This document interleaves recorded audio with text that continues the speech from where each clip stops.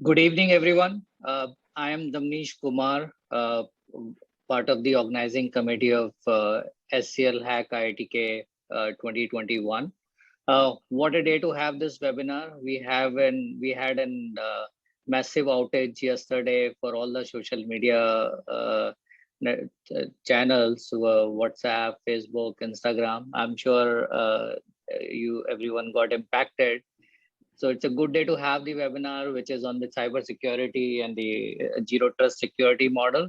So the few housekeeping items, if you have questions, please use Q&A and write your question. We will not take any audio questions, so it would be on the chat. You can post your question and panelists will take it based on their convenience. So please keep writing your questions. Now let me invite Rajiv Sarup. Rajiv Sarup is the part of the organizing committee too, and he's gonna take it over from here. Welcome, Rajiv. Thank you, Damnish, and good evening to everyone. I'm pleased to welcome all of you to the kickoff event of SCL Hack IITK 2021, the second hackathon on cybersecurity. The hackathon is designed by IIT Kanpur CTI Hub and brought to you by Delhi chapter of IIT Kanpur Alumni Association and Tekriti, the student body of IIT Kanpur. I would like to start with thanking all the sponsors, SCL, Color Tokens, Microsoft, Siemens, SciSec, Larsen Tubro, National COE, Tenant Sprint, Tenable, and NTPC, without which this event would not be possible. It's a free event largely for the students and is to encourage people to get into cybersecurity. And with the current transition of flexible work conditions post-pandemic, the cyber criminals have really having a field time, and all the news items which you see here, the cyber crimes are just going up. And I was reading some news item today which said that India is ranking second to the United States in terms of cloud security threats. So I'm sure the panelists are very much aware of it and they will do some justice to this particular fact. So in a way, cybersecurity is everyone's business, those who know about cybersecurity and also those who are not aware. And it is with this idea that we conceptualized the cybersecurity hackathon last year. And the target was to popularize cybersecurity and sensitize people about cybersecurity to students, professionals, startups, and everybody who matters. So the 2020 hackathon ran about similar time last year. It was actually July, August last year. And that attracted 12,500 participants from 2,100 colleges in 12 countries. The first prize and the third prize was taken by IIT Delhi teams. The second prize went to teams of Dhaka University. And the juries, the starter prize went to graduates from Manipal Institute of Technology. So fairly wide coverage across the world and across India. In the current edition of the hackathon, we have two exclusive tracks, one for the programming people, programming experts, and the second for startups. And both run concurrently, and there are separate prizes totaling worth about 30 lakhs. And there is also an opportunity for incubating a good startup in the IIT Kanpur incubation, which is called SIIC, and obviously subject to their meeting their conditions. And that gives additional money once they get incubated. The topic for today's webinar is Zero Trust Security Model, a very apt topic in today's world of clouds and work from home environment. So we have a very distinguished panel from HCL, Color Tokens, Microsoft, Siemens, and L&T. All are leading organizations in cybersecurity, and therefore they will do a very good discussion today. It's my pleasure to introduce the moderator for today's session on Zero Trust Security Model, Mr. Raja Ukil. Raja is SVP of Sales and Strategic Partnerships for APAC and Middle East regions of Color Tokens. Prior to joining Color Tokens, Raja was global head for Wipro Cybersecurity and Risk Services, a transformational business leader who led Wipro develop cybersecurity solutions that made customers increasingly cyber resilient. Raja has independently managed large businesses, $450 million and up, in his capacity as business unit head. As CIO for over 5 years, he led many business transformation initiatives. Raja has been winner of CIO 100 Hall of Fame in India 4 times in a row and many more times thereafter, and winner of the Global CIO 100 in 2016. Raja is a mechanical engineer from Jadavpur University, again saying that cybersecurity is everybody's business, so what your background doesn't matter, cybersecurity is important. And he now lives in Bangalore. Over to you, Raja. Thank you, Rajiv, and good evening, everybody. I feel very humbled with that introduction, right? So, a little bit about, color tokens, because the rest are all names which you are familiar with. We are a startup, but a startup which is not a small startup, which we have 400 people based in California. And, we have major presence in India as well. So we deal with zero trust security as a platform, as a cloud-based platform, right? So I didn't want to take a lot of time talking about the company, and I'm privileged here to be amongst all of you and my co-panelists, and would like to thank Rajiv and the organizers for this opportunity. But before I get started and set a context, I would like to introduce my fellow panelists. To begin with, we have Sri Kumar S. He is Associate Vice President with HCL. He is a practice leader of cybersecurity in the areas of infrastructure and cloud security, right? Sri Kumar has over 3 decades of experience, which is 30 years, right, into infrastructure, cybersecurity services, and more recently into cloud as the world is transforming, right? He has many accolades, okay, and he's a very seasoned and veteran leader in the space of cybersecurity, and I'm sure that we will be very blessed with his insights into what is the need of the hour today. Next, I have Khalil Ahmed. Khalil heads Cloud Engineering and Industrial Security at L&T Smart World and Communications. Khalil, again, he's a very seasoned cybersecurity expert. He has more than 20 years in this space, in technology risk assessment, cybersecurity architectures, and more modern security things on the cloud, which has to deal with microservices, containers, security, etc. Right? He is now heading the Cloud Engineering and Industrial Security practice at L&T Smart World. He was previously with Cognizant, and he was a cybersecurity director there.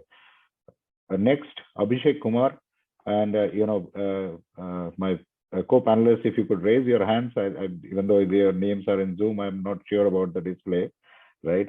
So Abhishek is with Microsoft. Who doesn't know Microsoft? Over the last 5-7 years, I think Microsoft has emerged to become a dominant player in cybersecurity.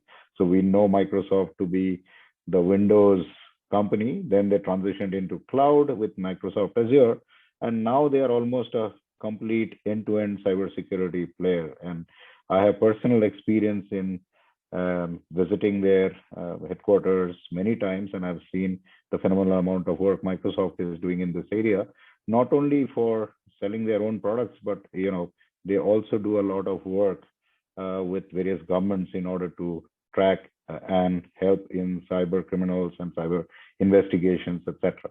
Right?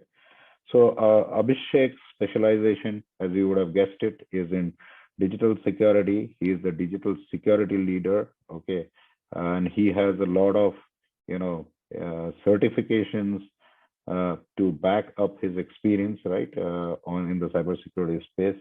He's a well-rounded leader who has done consulting, delivery, and bringing up new solutions which will help customers. And last but not the least, I have Joshua Rebello, who is right now in the beautiful Union Territory of Goa, and he is with Siemens India. He is a cybersecurity specialist or an expert. He is an architect. So, if you have, questions around architectures, he is the best person. He has more than 15 years experience in the space of cybersecurity, and he has worked with companies like McAfee and Intel, right? So he is the person who is thick in the woods, and on a daily basis he is doing he's developing products and services for Siemens's customers worldwide. So thank you, everybody, my co-panelists, for joining me here today on this. And I'm sure we will have a rich conversation. I will now go ahead and set the context, saying, why zero trust, what is zero trust, etc. And it might be very useful. And my apologies upfront. We sometimes get tempted to get very technical, right? And we have grown older. I think I find it most difficult to teach my own daughter, right? So if you have any doubts around any terminology we use, please feel free to ask the questions. And even if we cannot answer all the questions today because of time, we will make sure that you get all our answers even after the event, right? So just as a context, the world maybe around 6, 7, 8 years back was very different when it came to how businesses were conducted, etc. Right? So we had supply chains which were global in place, right? But we never had this concept of digital, transformation to and a digital way of doing business, right? So as a result of which, what was happening was IT was, any IT organization or any organization which you go had a lot of these applications which were hosted on servers, and they would reside in something called data centers, right? And around the data center, what you had to do was essentially not allow anybody from outside to come in, right? And this perimeter, it's literally called a perimeter or a virtual perimeter, was like a boundary wall around the, around the data center.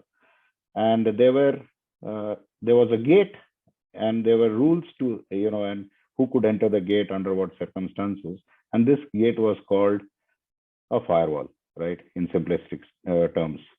So what happened was, this model, actually, if you go back in history, and I don't want to sound melodramatic, was breached in 1260 AD, right?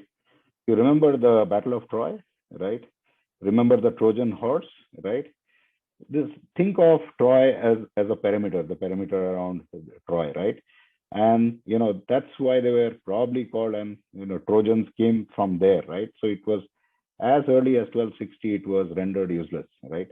Now what has happened is, roll back a few hundred years, or and you are in the modern era. So what has happened is, every business, for its survival, is getting away from brick and mortar business and going into digital, right? And digital way of doing business. And it's a hugely interconnected world, right? Today, the supply chain is very global. You look at India, look at the payments transformation, right? And the digital experience which it comes along with it.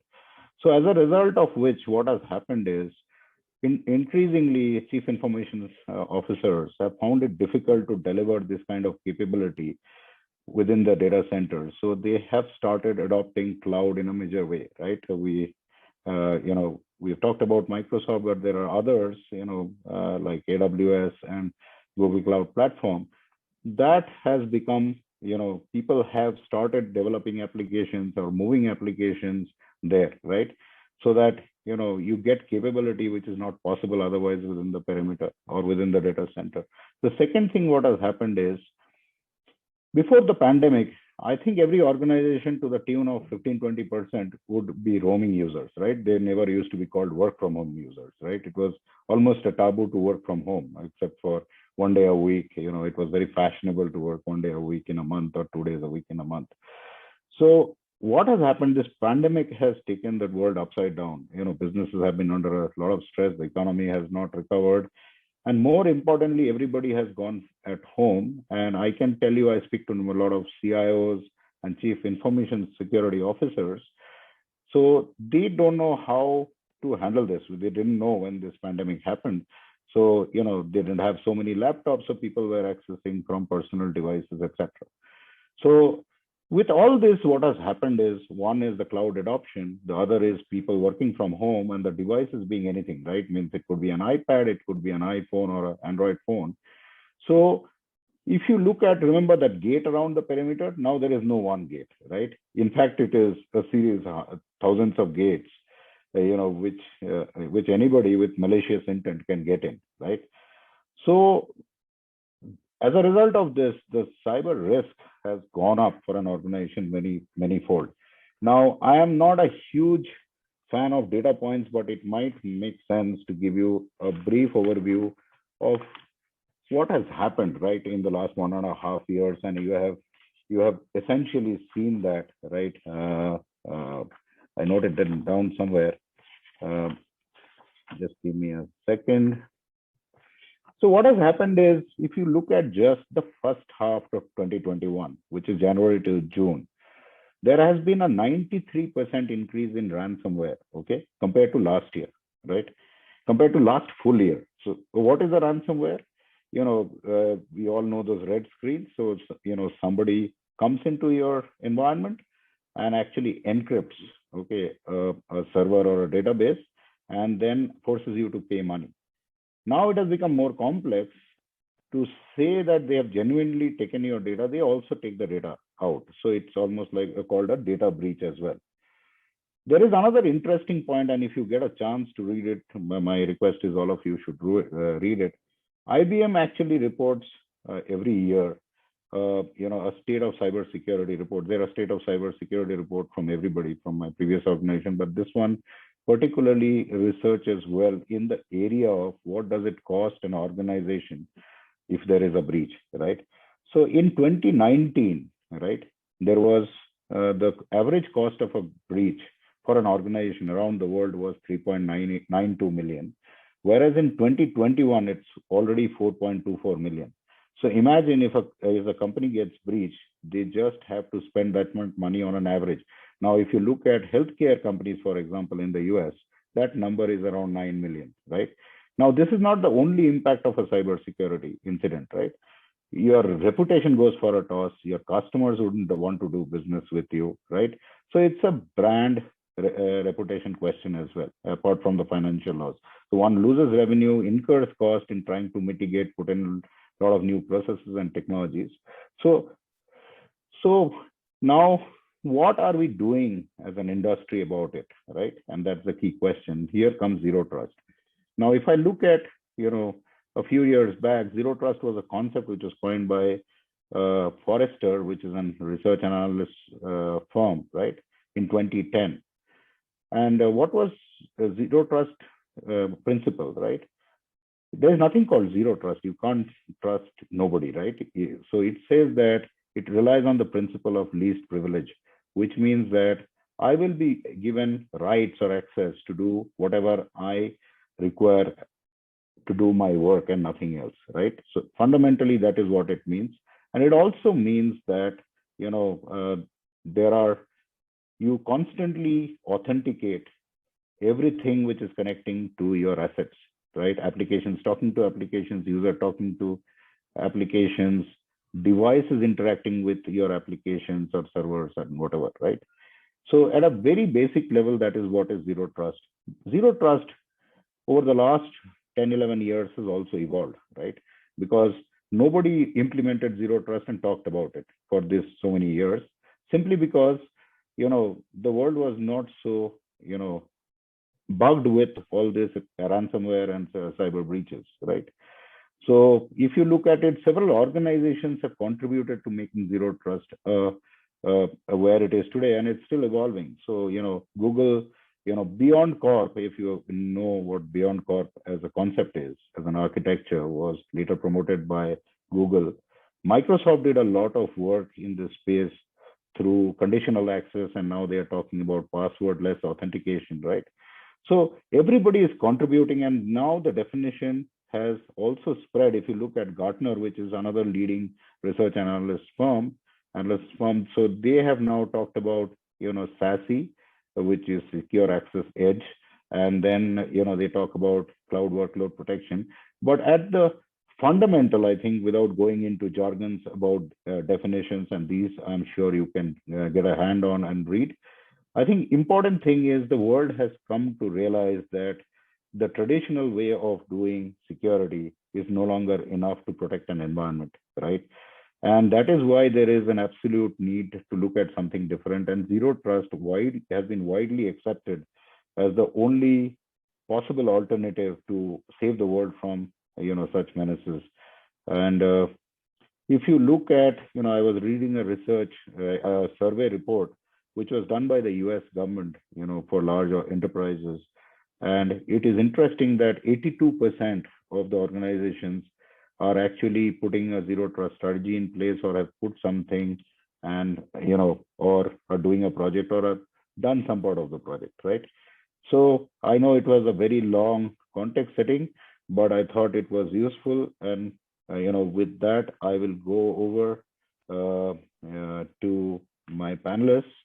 Okay, and in no particular order, and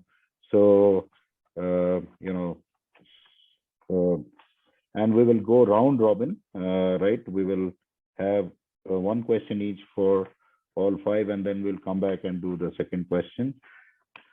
So the first question is to Sri Kumar. Sri, you are closely associated with digital transformation and movement to the cloud and cloud adoption, right? So, and you are also in cybersecurity. So, when you speak to customers globally, what are the challenges you see that customers are facing, with respect to transformation, right? Thank you, Raja. Hope you can hear me all right. Yes, yes. It was a very good introduction and the context setting, and thank you for that. And also the great introduction that you gave and set the context on zero trust and its components. I'm sure this will be a good sounding board for people to start on. So yeah, from a challenges on the customers, whoever we interact with today, as you rightly said, now it's not the castle which used to be, and borders are really sort of dissolving, or sometimes in our company, we used to call it a borderless security. In fact, there is nothing called as a border right now, or a perimeter. Perimeter has already vanished almost. So the challenge is when you're something like what you keep in your house, and then you put it out in the open. That's where we are as an analogy, in common terms. When customers try to go into the cloud or move into the cloud, there are 3 or 4 aspects that they face challenges with. The first and the foremost, anytime, anywhere access from any device. So that's a very, very important thing, because initially people had some way of connecting to they're in the office, or they connected through the VPN, or some connectivity back to the office. All the systems were on-prem. So in that case, it was much easier and simpler to manage. Now that half of that has gone to the cloud with many accesses, and now extending those access to the partners and the suppliers and all that adds more complexity. And that is the second aspect of it. So when it gets extended to the cloud, the surface or attack surface, we call it, there are multiple points, as you mentioned, Raja. There are so many open points that can be exploited. So that again calls for implementing controls across the entire cloud or the hybrid. So that's a typical challenge that customers face. How do you seamlessly have controls across the hybrid environment, be it on-premise or on the cloud? So that's another aspect that customers grapple with. The third aspect is wherever the workloads are, if something happens, the ability to quickly detect and respond. I mean, with so much of openness, and people can come from anywhere, the holes can be anywhere. And the most important thing is, let there be holes, but somebody exploiting or coming in who's unauthorized should be able to be detected, and as soon as they can, and immediately the hole is plugged or some remedial action is taken. Those are the 3 major things. And one more important point I may want to mention is the identity. identity being like when you connect the partners, your partners, the customers. So as an example, we have a retail industry. There'll be customers shopping from wherever they are, and there'll be suppliers who will be supplying to the organization. So when you extend this, having a single entity across all, that is a very big challenge that customers are facing. How do I have single identity so that I can authenticate the person, like you were just mentioning? Never trust, always verify, the concept of zero trust. How do you really detect this is the person who he says he is? Or how do I say I give them the restricted access to what they're entitled for? I think these are the four major challenges that every customer faces when we really start.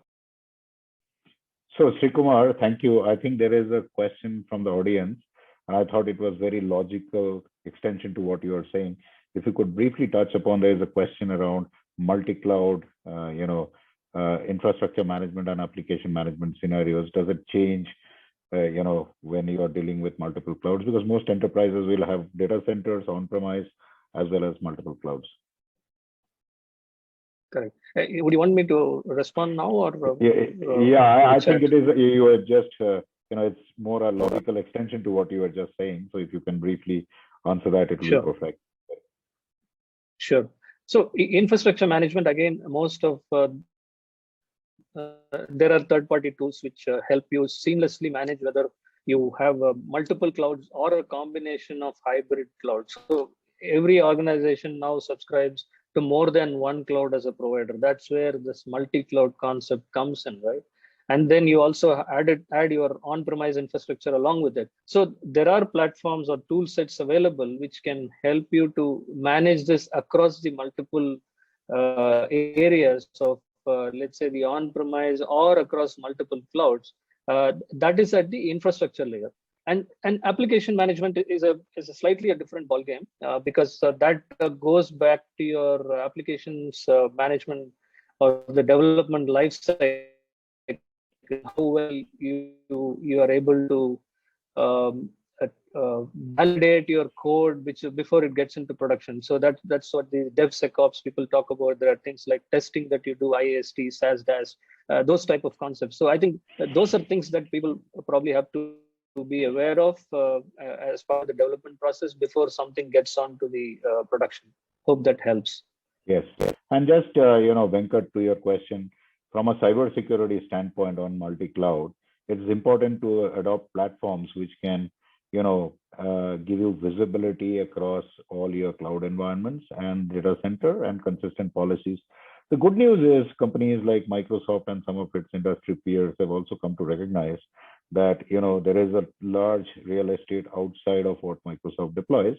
So they are also working on enabling this. So there is a lot of cross-cloud provider collaboration also happening, which we see today.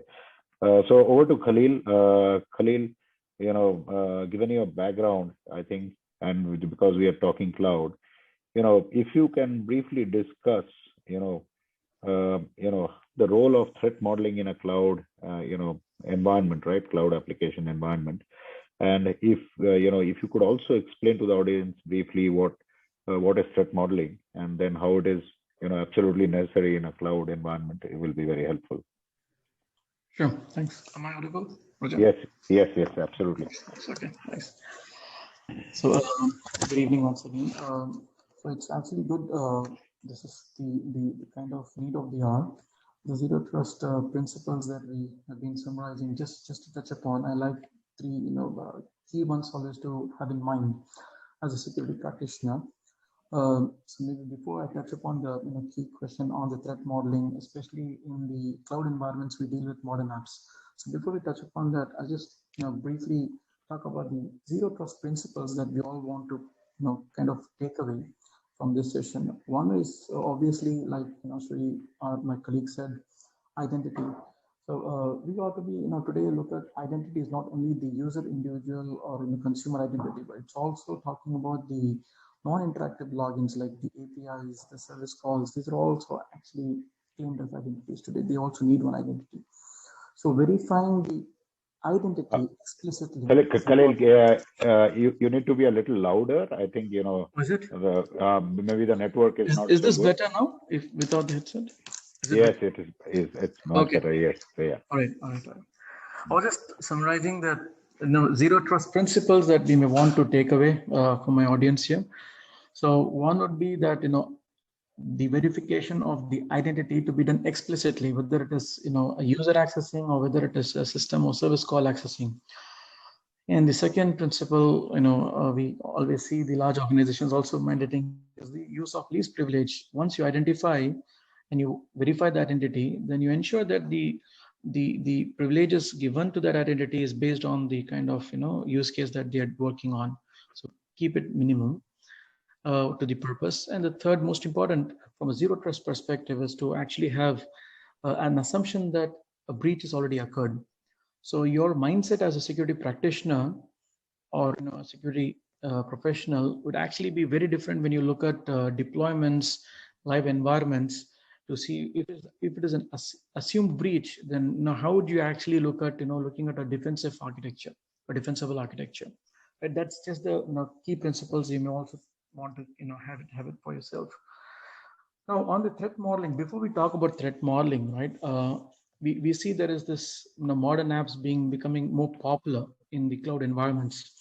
So let's understand what are these ones first. Then we touch upon the threat modeling, because that's very essential for us to know what are we trying to, you know, model the threat against and what are we trying to protect.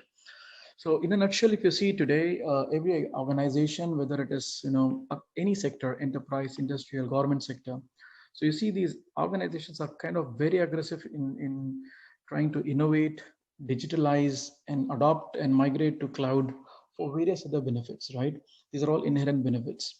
So obviously, you know, it is imperative that the organizations should become more agile in building applications, you know, making faster releases to the market, and continuously, you know, making feature enhancements to be accelerating business growth as well as, you know, sustaining the business, right? This is becoming imperative. Now, when you look at these apps being deployed, then essential considerations come from cloud perspective. The advantages like, you know, performance, scalability, availability, and, you know, obviously some of the known pillars.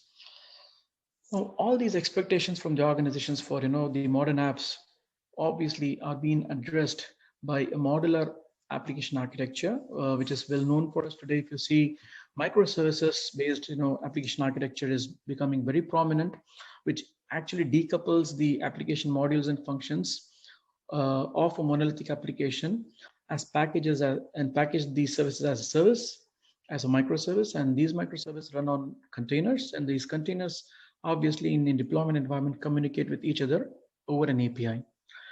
Now, these obviously all the hard work of the application engineering team, the cloud engineering team put together, you know, actually have this built, and they get it using DevOps, for example. They deploy this into live environments. Now, these modern apps obviously don't only live upon the microservice architecture, but also they start leveraging more of these cloud native platform services, cloud native serverless functions, and that's where the, you know, complexity comes in. Now, just think from a threat perspective. Now, app teams, you know, development teams, engineering, you know, core engineering teams, they just want the functionality to be working. So they happen to deploy this and get the functionality working. And it so happens that all these services, microservices, can talk to each other, and they kind of, you know, they don't have any communication barriers.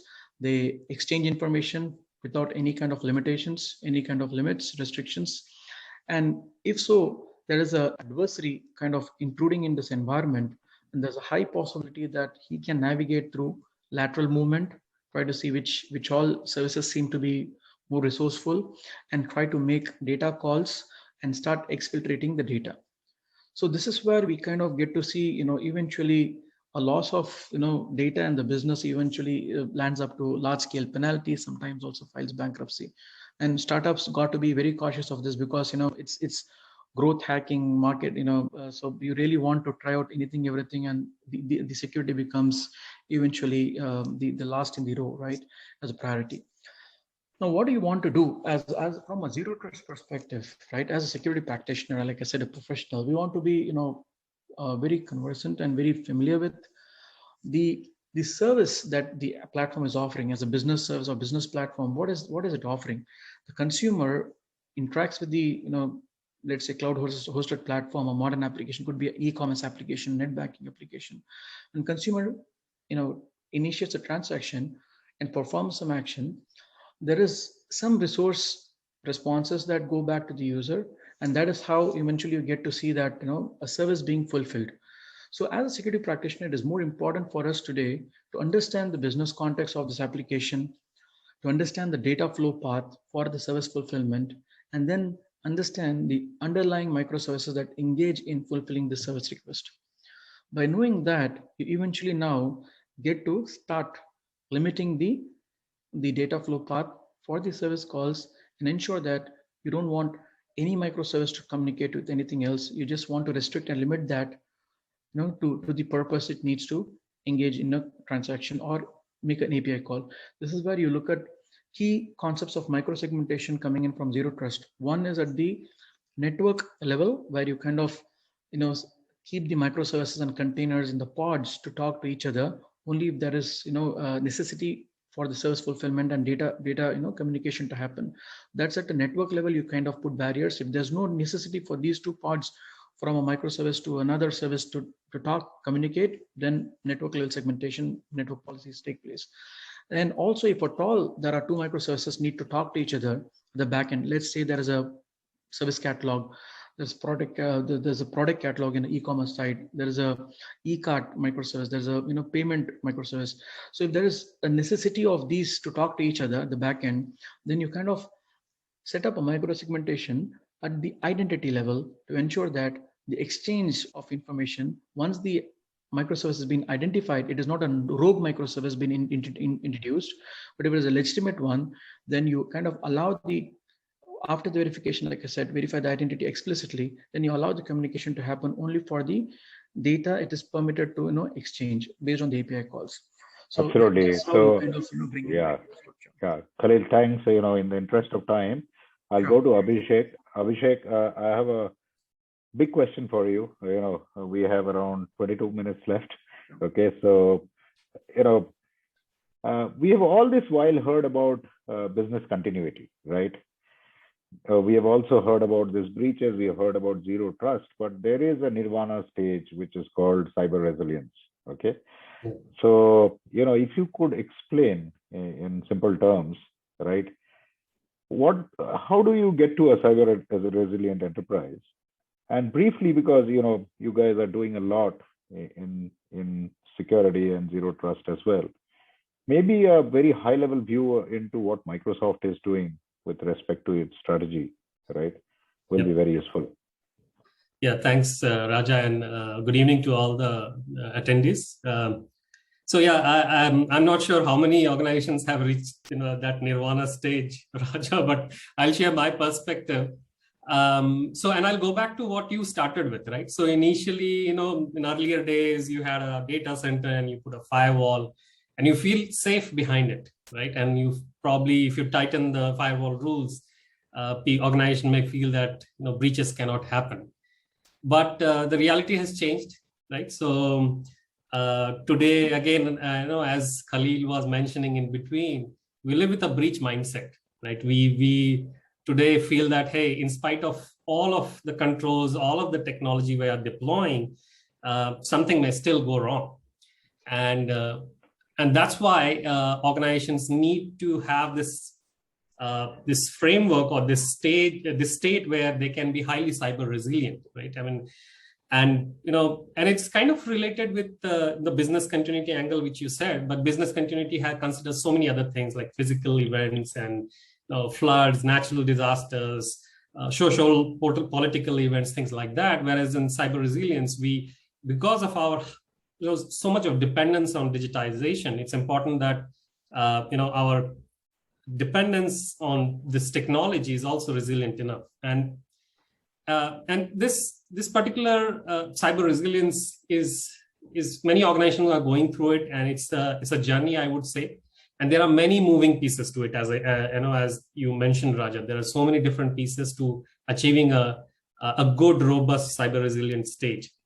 Now, some of the things that has helped us as an organization, and which we are kind of suggesting to our customers also, is, I think cloud is at a center stage in this particular being resilient, aspiration. When we, about a decade back, when we started moving all of our operations and technology to cloud, it really helped us. And it was not an easy journey, but it really helped us in giving us the scale. It helps us in connecting a lot of different technology together. It helps us in kind of recovering from adverse effects.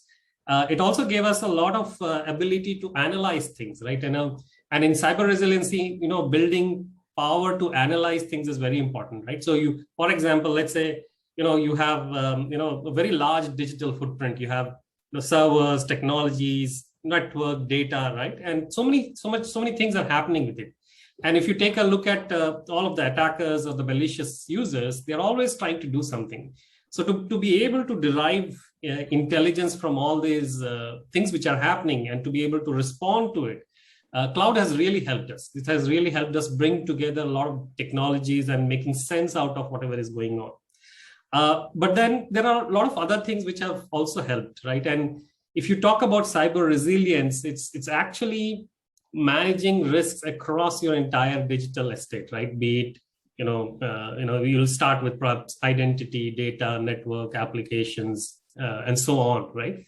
And across all of these things, there are other things which have helped us. When we started on this kind of journey to being highly resilient, I would definitely mention that, don't forget the hygiene things, right? So the basic hygiene issues, like even simple things like, patching your servers or taking care of your, different antivirus updates. Those things help a lot, because a lot of those, attacks which are successful is basically exploiting these simpler, hygiene issues which are not taken care of. So we took a lot of time in kind of ensuring that those hygiene issues are highly, pervasive across Microsoft and is taken care of that. The other things is obviously knowing your crown jewels, right? So what exactly is most important for you, and being able to, kind of build appropriate security for that. So that was another thing that helped us. So, moving to cloud, ensuring that the security hygiene is taken care of, ensuring security for the crown jewels in your in the organization, and then definitely the topic that we are talking about, zero trust. Zero trust is an integral piece of being highly resilient, and zero trust again is has so much of so many nuances to it, so many moving pieces to it, where we are kind of basically pivoting ourselves in three principles, right? So we do not have an implicit trust anymore. We have to verify explicitly. We have to use least privilege access across all of our technology footprint, and we have to work with that assume breach mindset, right? Because in spite of everything that we do, things can still go wrong. So those are some of the things that we have done, which has helped us a lot. And before ending, I would mention one last piece, and which is perhaps very interesting. And folks who want to build a career, this is a very interesting domain for you, and that's around being able to detect attacks, right? So you might sometimes hear these terminologies: threat hunting, right? Threat intelligence, right? So we have invested heavily in, building capabilities and skills to look into those trillions of events which are flowing into our environment, and being able to spot those anomalies and outliers which could indicate something is going wrong. So a fair amount of investment is being done to be able to detect sophisticated attacks. And today, attacks are really sophisticated. They happen, they might start with a simple phishing mail, but go on to, breach your directory services and steal your data. So we should be able to kind of detect it across these stages in which attacks work. So a lot of investments in that also is helping us move towards a better cyber resilient kind of stage. Hope that helps, Raja. Yeah, absolutely. Thank you. So for the benefit of the audience, I think, one of the things is, how do you go about doing zero trust? Okay, there are multiple approaches, and I think every speaker, panelist has spoken about it. I'll just summarize for everybody's benefit. So there are three real approaches to it.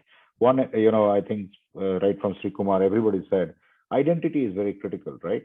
So identity of people, identity of devices, and identity of things, right? Saying that, is Raja Ukil indeed Raja Ukil, right? So, or is this API really that API, right? It's not a rogue API. So, there is a lot of work around, identity management and achieving zero trust through identity governance. Okay, so that's one approach. It's difficult to implement, always, but there's a lot of work which large enterprises have done on it. The second approach is micro-segmentation, right? Which I think, Khalil referred to, right? Micro-segmentation is, you are building a perimeter of one, right? So if you have a server, you're building a perimeter around it, right? So fundamentally, what is happening is you are creating small boundaries around your applications, your server, and going down to the lowest level. And then you are saying who can interact with what, right? So you are establishing then selective trust.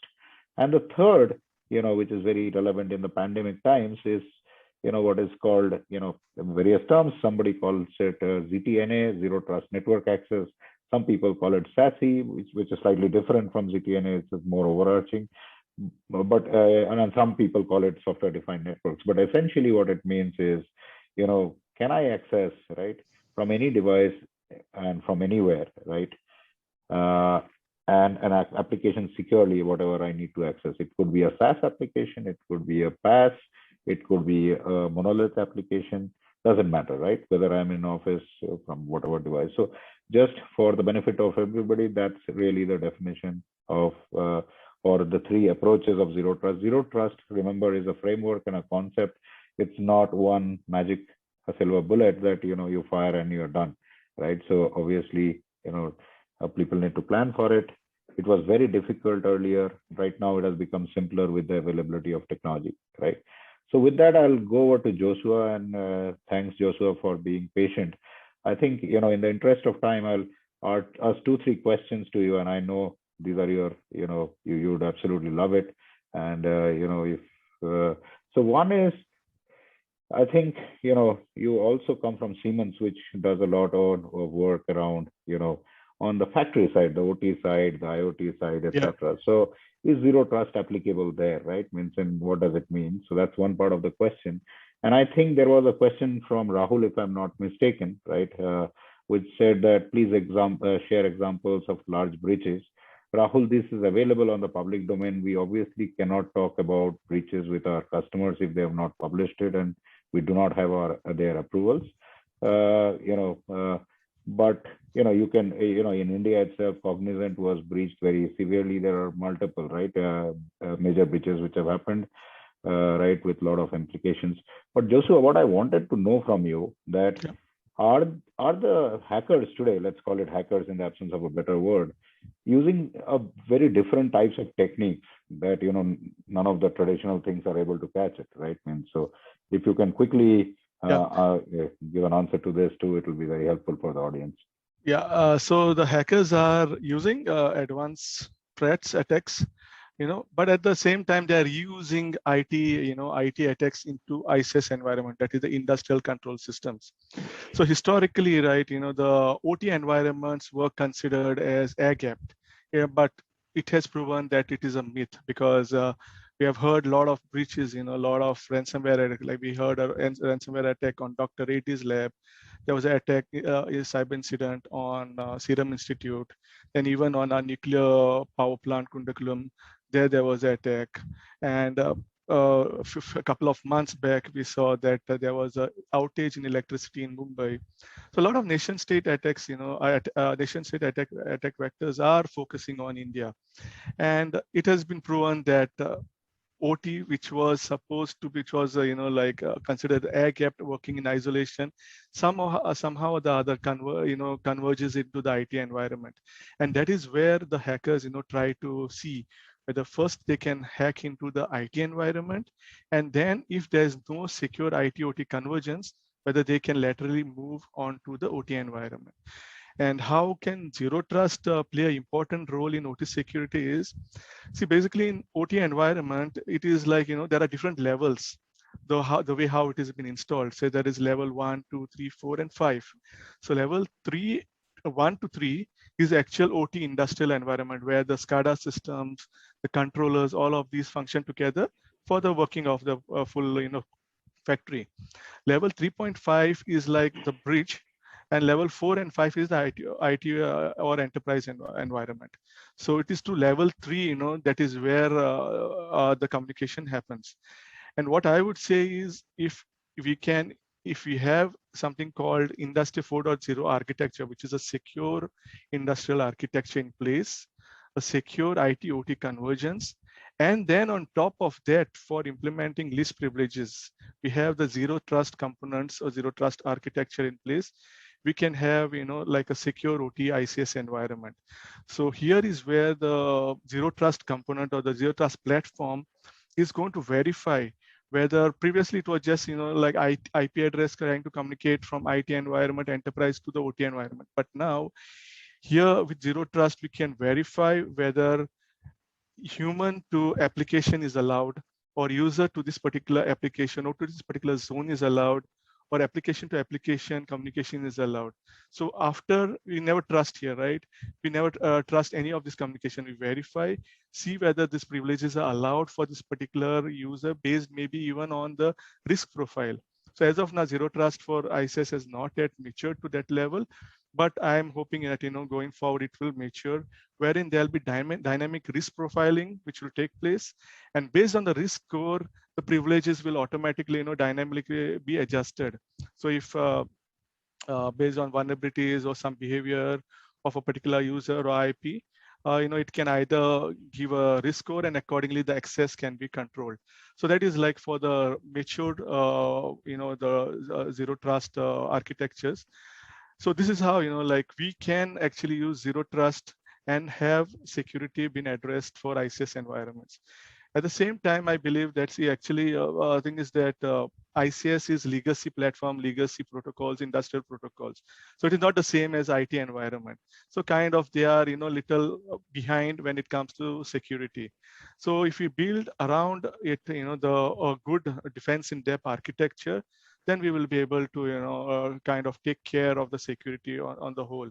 Because from level 1 to 3, that is where all the industrial components function, and availability is important. Latency is off. We cannot tolerate latency there. So there, we can't start verifying things, but around it is what I'm saying, if we verify the privileges and accordingly allow, that is where, zero trust can play an important role. Yeah, so, thank you. yeah. Thank you, Joshua. And I think, I think wonderful insights from everybody on zero trust. I can tell you, I learned cybersecurity first time when I was 48 years old. Okay. So people who have questions around, I don't know cybersecurity, I don't come from that background. Don't worry, if I could do it at this age when almost Alzheimer has set in, yeah, I'm sure that you could do it as well, right? It's not difficult. It's a very emerging, and it's a real area, a lot of investments going in, both from federal government, state governments, and also from enterprises themselves. Okay, you talk about the US government, right? They are, the US Defense Department, everybody is investing heavily. Now, in the interest of time, I think the most appropriate person to answer this question will be Sri Kumar. Sri Kumar, HCL is a very large enterprise, so you rely on people, so you hire a lot of people from campus and premium campuses like IIT Kanpur. So if you can throw some lights to maybe the students in this audience, right? What they should do, what kind of, should they pursue cybersecurity as a career? What do they do to prep? If somebody is coming from, like I was a mechanical engineer, right? But today's world might be different. So some advice from you to the students will be very helpful in what they can achieve out of this. Thank you, Raja. Thank you, Raja. As you said, age is not a matter. Like you said, I was also pretty late, considering my experience. You might have seen, even I was pretty late, because cybersecurity was a field that never existed like 15 years ago or 10 years ago, right? It's sort of evolving field, and it is now there is an interest or a requirement because of things like digitalization, moving to cloud and all that. So from a people standpoint, it doesn't matter which background you're from. There are certain fundamentals people need to have in the basics of computing, then the networks or application development. Based on all these areas, there are so many sub branches of cybersecurity that people can get into. And it is just enormous, and I don't see any lack of demand for at least the next decade. People will find it difficult to get into any level of career within cybersecurity. So people can always build on the skills that they have from their engineering background or any science background. And people not even from science background, there are things like risk and compliance, which will probably need a procedural approach. People in resilience, they can look at the processes. How do they? So it's a process improvement. So I think the career opportunities are endless. And there are multiple domains. I think people have to probably pick something that is of interest to them and start building those skills. And I'm sure they can find. Yeah, thank you. I think the other thing is there's a lot of literature available, right? There are a lot of certifications you can do which are available. Just FYI at home, my daughter she's working in a Big Four consulting firm. She chose to take compliance as a subject. I was vehemently opposed to it, but she said this is the in thing. But with that, we will come to Damnish, Rajiv. Do we have time for rapid fire, or should we go to the Q&A straight? I think we. Yeah, we can do the Q&A, Raja. I just wanted to mention something about students in this audience who've been asking about what we should do. So as a part of the hackathon, we will be offering the basic cybersecurity certification program which Microsoft offers. They will be available to people who register for the hackathon, and they'll be able to participate in the certification program.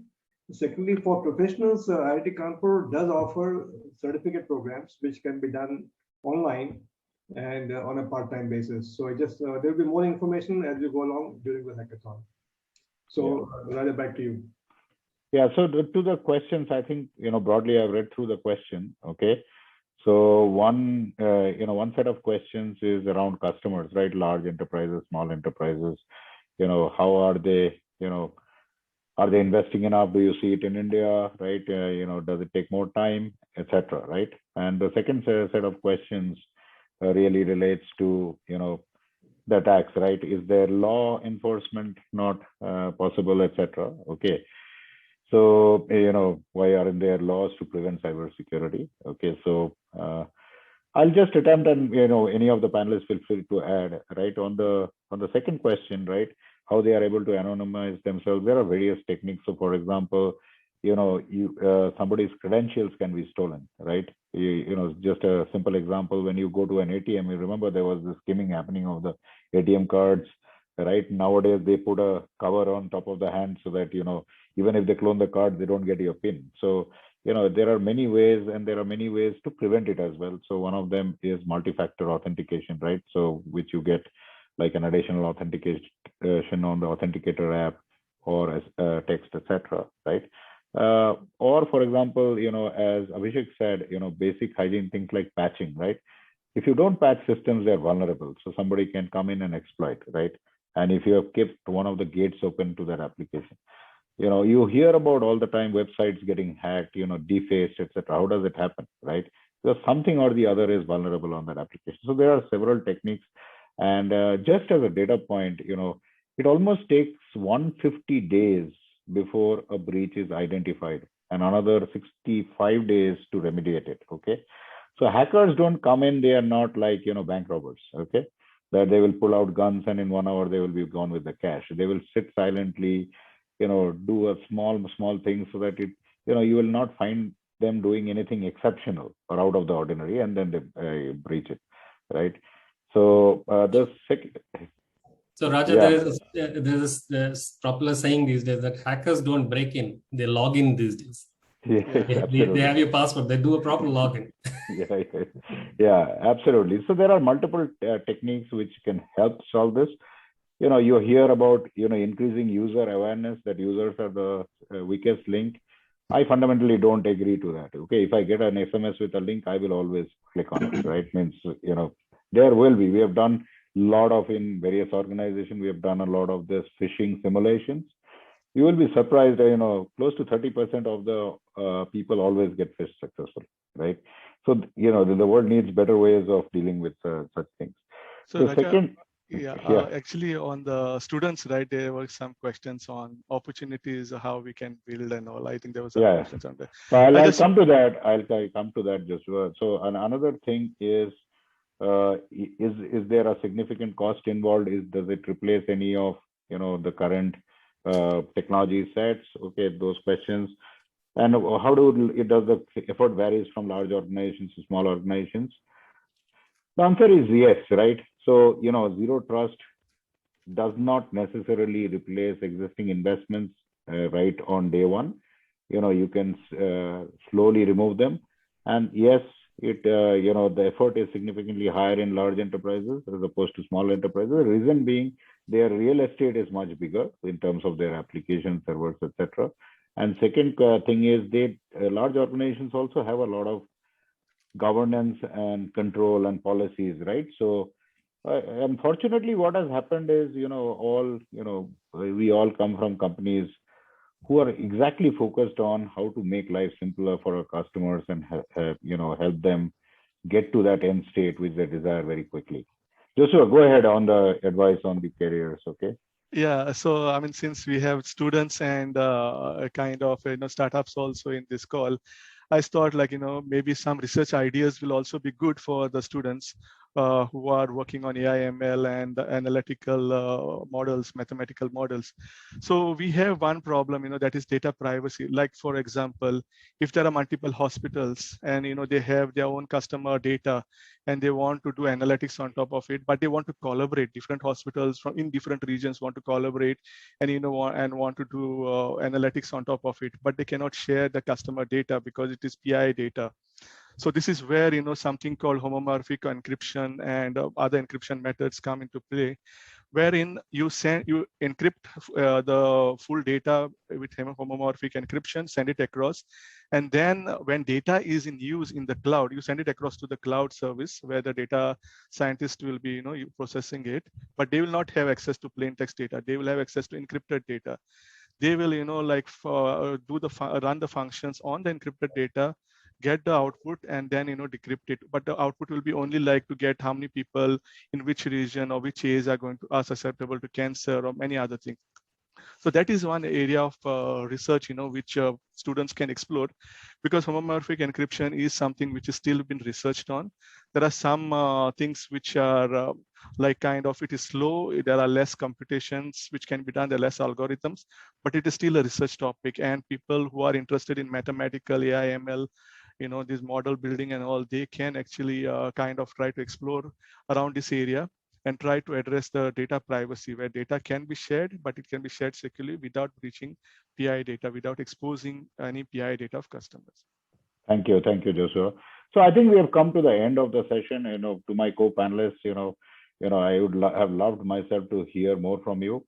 Okay, and to the audience, as you can see, this is a topic which we are debating, discussing with customers on a daily basis. All of us are very passionate about it, right? So we could talk nonstop for 3 days, if you will, right, on this. And and I'm really impressed with the kind of questions which you have posted. We could answer some, but in the absence, lack of time, we could not answer everything. So what we'll request Damnesh and Rajiv is, if you could send us across those questions, we will make sure that, we answer and get back to you, right? There's nothing right or wrong. Some of these questions are very insightful, okay? But we will definitely try and see if we can help you. And all of us personally look forward to visiting IIT Kanpur, whenever you are there. You're comfortable for you to be there, and love to interact with you. And I'm, seriously impressed with the number of people, and I'm sure, you will do wonders in the hackathon as well. So over to you, Rajiv, back if you had any closing comments. Thank you very much, Raja. So we are nearing the conclusion of this webinar, the first one. For all the participants who have been asking questions about careers and what are the opportunities, Just keep in mind, keep following the hackathon. There will be more and more information for people who are interested in cybersecurity. And I talked about Microsoft certification program. There is a special offer for all the hackathon participants there. There is a startup discussion happening just after the Shera. So carriers, startups, building up experience on cybersecurity, that's all going to be covered in the hackathon. The last thing I want to mention, this hackathon is not just for people who know cybersecurity. It is for those people who want to know about cybersecurity, because the field is very niche field and it requires a lot of expertise. But we do need a lot of people who know about cybersecurity. So even if you know nothing about cybersecurity, like Raja said, if you don't know anything about it, she also mentioned about it, that you can get into it. And this hackathon is a vehicle where you can enter the cybersecurity domain. And some of you work with the clients, and you know the cybersecurity consultants get very good billing rates. So those are prized people. They get good job opportunities as well. So thank you all very much for this very nice session on zero trust security model. And if we get too many questions, Raja, maybe we'll repeat the seminar about a month later when the hackathon also is in. Absolutely. So I'm saying that, we all personally love this forum. So, we got together, we decided how to go about it, speak. So we are very passionate about it. So whatever, we don't mind answering questions, and I'm committing on behalf of my fellow panelists. But, we would love to absolutely come back and do a repeat session if everybody is okay. Thank you so much. Thank you, everyone. Thanks, the audience. Thank you, everybody. Being here. Thank Bye-bye. you. Thank you. Yeah. Thank you.